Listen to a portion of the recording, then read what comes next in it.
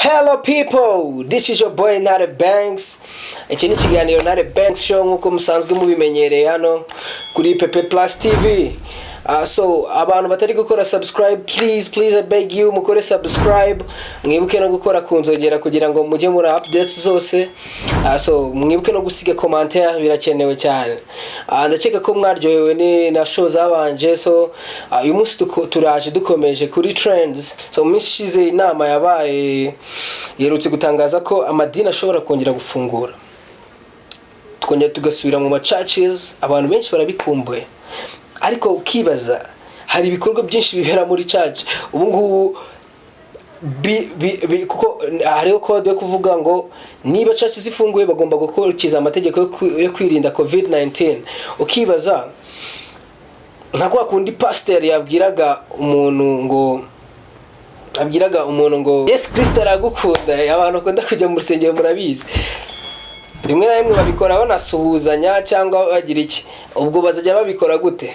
Ni ikibazo byaba arimo social distancing isajya yubahirizwa, ni 1 metre hagati n'umuntu n'ubundi.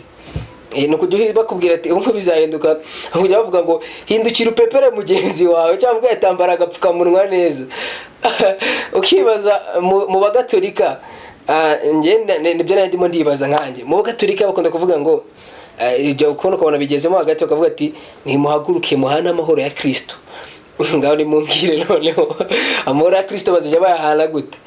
Ese utarenga ku mahoro ya Kristo, kariditiya izajya itangwa gute? Kari intoki baguhereza bakakugaburira, so bazajya bayikunagira se cyangwa bazajya bicara abantu baje mu rusengero buri umwe bamushyira agasani kiwe hari akariho kariditiya yibari buze kurya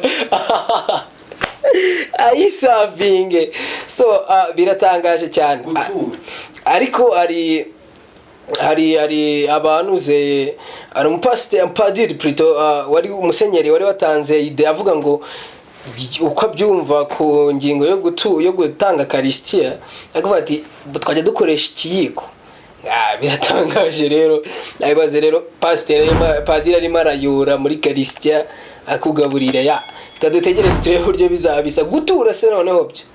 Gutura bizajya bikorwa bite? Abarimo baravuga ngo ari igitekerezo cyaje cyo kuntu baza batura neza bakoresheje mobile money, momo pay, whatever. So ukibaza cyangwa uri muri easy pay ufite konti yawe connect kuri phone ukajya wishyura, iki kintu birarenze. Uzajya wibaza ese bazashyira amafaranga runaka abantu basajya batura cyangwa abantu bose buri umwe azajya, kuko ahangaha iki kintu ni ikintu cyo kwitondera. Bazajya bamenya mu rusengero ati uriyatura make, uriyatura menshi.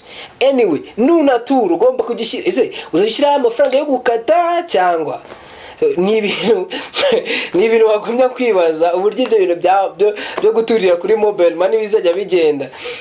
Cyangwa akaba ari agent mu rusengero akajyaza ku muntu wa mbere kugira ba making sure ko abantu bose batuye baraho ngaho, akajyaza ati mbwira nimero yawe, and then akayita utransfer amafaranga akabibona bikozwe n'umu agent. Urumva rero aba agent nabo bagiye kubona ibiraka byo mu nsengero. Don't be surprised ubonye umu agent wambaye ijire ya MTN cyangwa Airtel ari muri church, uwo ngo nuzajya uza kubaturisha. Guys, let's be serious at this time.